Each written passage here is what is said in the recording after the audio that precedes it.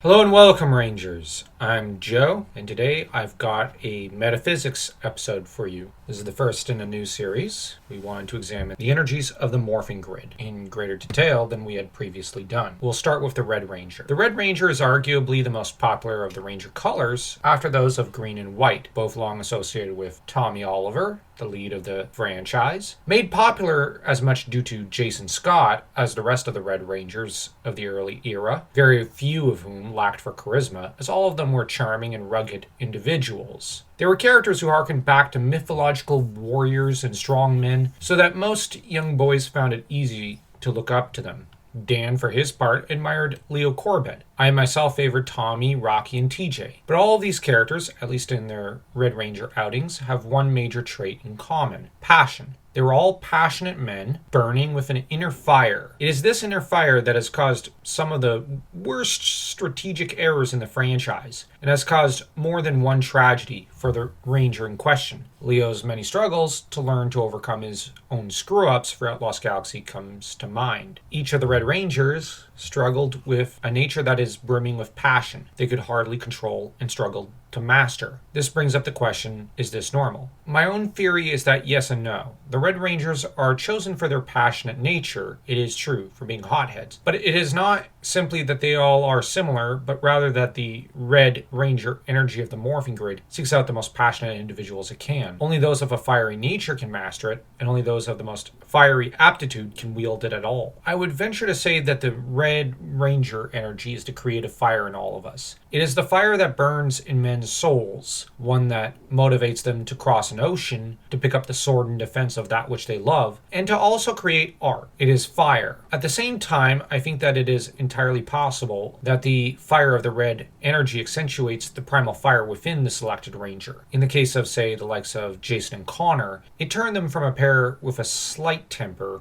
a great deal of competitiveness, and an eagerness for martial arts / sports into hotheads ready to fly into a berserker rage in battle. It turned Jason's protective streak of his kid brother figure, Tommy, into an overprotective streak, turned Connor's defensiveness into an obsession. It turned, if one observes closely enough, certain rangers, once deprived of the red energy, usually in favor of blue, seem much calmer, more level-headed, and far less likely to explode. Is this only part of their nature? Well, yes, but also it should be hypothesized that they are subject to a new energy. Certain rangers handle the red rather more poorly than others, while others generally do better, such as Rocky and TJ. If the passion within Leo, Jason, and Connor could become destructive, that within Rocky, for example, is generally less so. It is of the same magnitude as, say, Jason's. It is just that it is the flame that warms men's souls, warms his fingers in the coldest of nights, and that which warms his meal. In regards to Rocky and TJ, though these two are not immune to the darker side of the Red Ranger powers,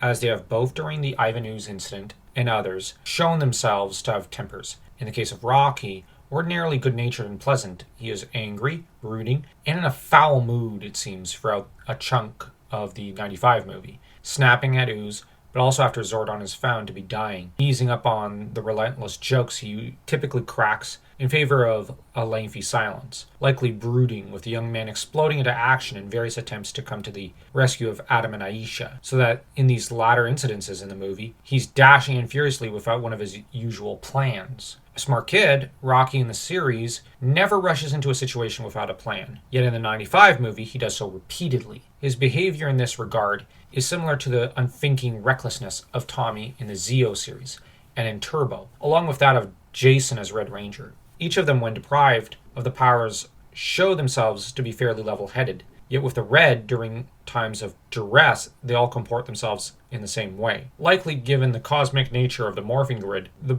Red powers are the manifestation of all the collected passion in the universe. Likely, given that Zordon represents the light side and Zed the dark side in the morphing grid, between these two godly entities, there's the rest of the universe to be found. That is to say, we and our collected natures lie in between them, so that the Power Rangers take on the whole of one portion of the grid into themselves. Okay, so what this means is that Rocky as Red Ranger or Tommy as Red Zeo are channeling all the passion in the universe, the spiritual fire of life itself, into physical form, endowing themselves with its might. It is a spiritual force they are adopting, and thus a metaphysical energy no ordinary human can contain. and one that cannot be controlled. Now that we have the Red Ranger's powers passionate side examined, let's move onto those parts of the morphing grid that the red seems closest to and seems naturally drawn to. Blue, Red Rangers who give up the powers for a new set taking on blue. In the context of the Power Rangers universe, blue seems to be the force of wisdom, so that fire and the fury of youth gives way to the wisdom of adulthood. Likely, red and blue are near to each other, so to speak, in the morphing grid, so that they are rather more interconnected than any other parts of the morphing grid, save perhaps yellow and pink. That's all I've got for you all right now. Hope you all enjoyed this video. So don't forget to smash that like and that subscribe button as though you were Rocky and Adam doing a double whammy against an ooze monster.